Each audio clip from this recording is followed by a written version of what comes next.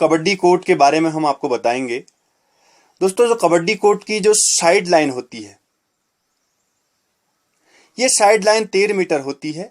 जो कबड्डी कोर्ट के लंबाई वाला भाग होता है, ए से बी के बीच की दूरी और डी से सी के बीच की दूरी 13 मीटर होती है। यह कबड्डी कोर्ट का लंबाई वाला भाग है। और बी और सी और ए और डी ये कबड्डी कोर्ट के चौड़ाई वाला भाग है।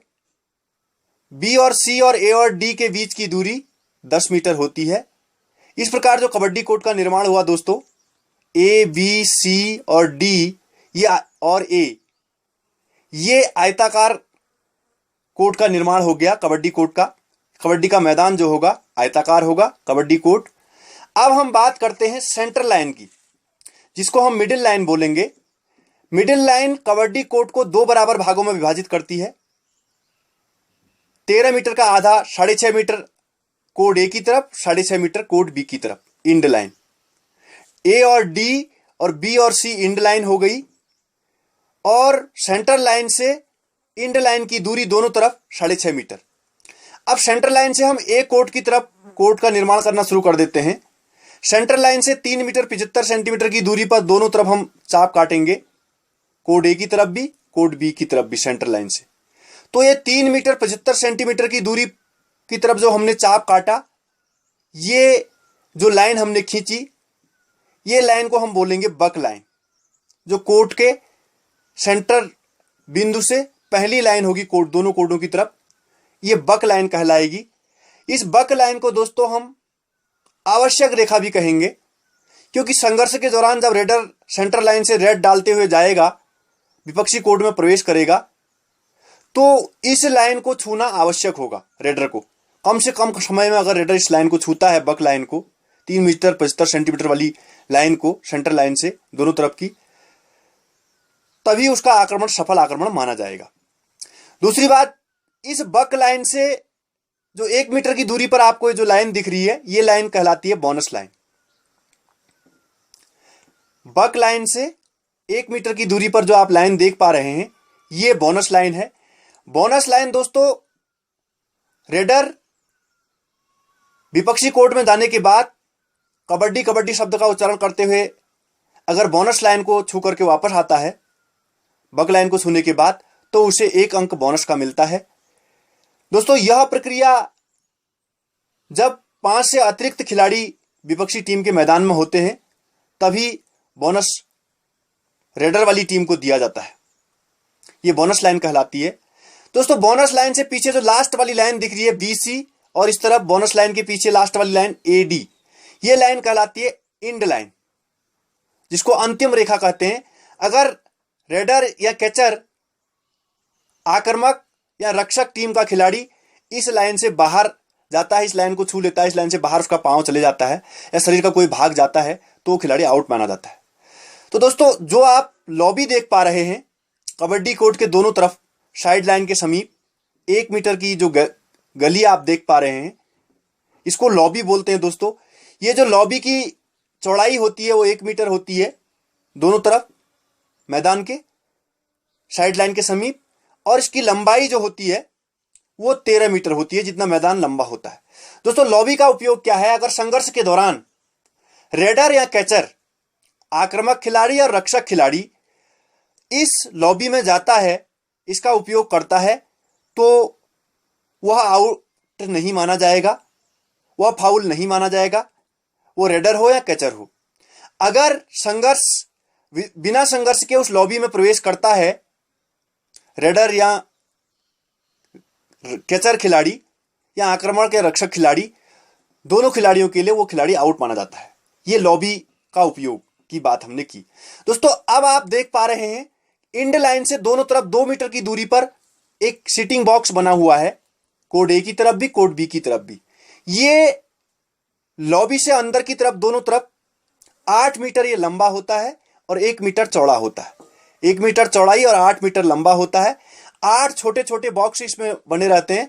इन बॉक्सों को हम दोनों तरफ, इन बॉक्सों को हम आयताकार बॉक्स भी कह सकते हैं, नहीं वर्गाकार बॉक्स। 1 मीटर इनकी लंबाई होती है, 1 मीटर चौड़ाई होती है, बराबर नाप के, और लंबा जो सीटिंग बॉक्स होता है वो पूरा सीटिंग बॉक्स 8 सीटिंग बॉक्स बने रहते हैं। इसकी लंबाई 8 मीटर होती है और चौड़ाई 1 मीटर होती है।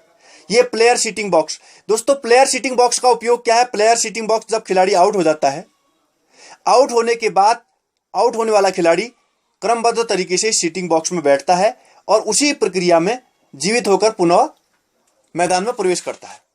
तो दोस्तों ये कबड्डी कोड के संबंध में कुछ महत्वपूर्ण बातें थी जो मैंने आपको बताई।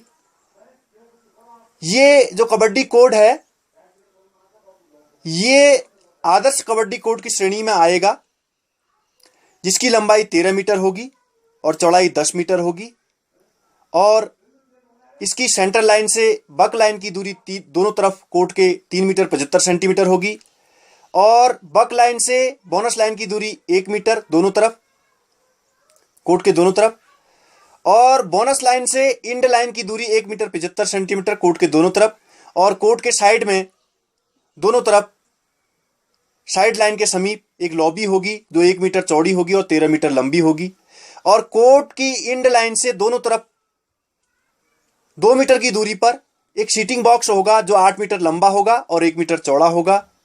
और दोस्तों एक बहुत महत्वपूर्ण बात आती है फ्री जोन एरिया की।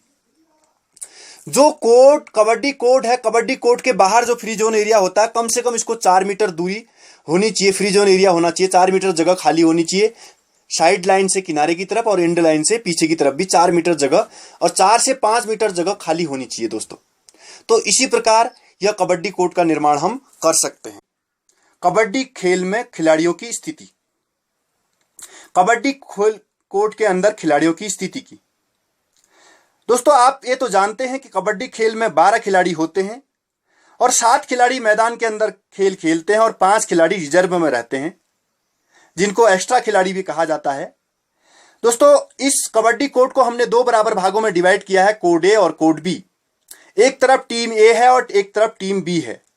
दोस्तों इसमें जो कबड्डी खेल में जो खिलाड़ी की स्थिति रहती है इसको हम मिडिल से प्रकट करते हैं, मिडिल से इसको समझाने का प्रयत्न करते हैं। जो मिडिल में खिलाड़ी रहता है दोस्तों, ये बहुत इंपॉर्टेंट खिलाड़ी होता है जो अच्छा रेडर और अच्छा कैचर होता है। ये कबड्डी कोर्ट के मध्य में बीचों बीच में खड़ा रहता है, मिडिल दोनों तरफ। और इसके जो बाईं तरफ खिलाड़ी रहता है इसको लेफ्ट कवर बोलते हैं, मिडिल के बाईं तरफ लेफ्ट कवर। और लेफ्ट कवर के बगल में जो खिलाड़ी रहता है पास में, इसको बोलते हैं लेफ्ट कॉर्नर,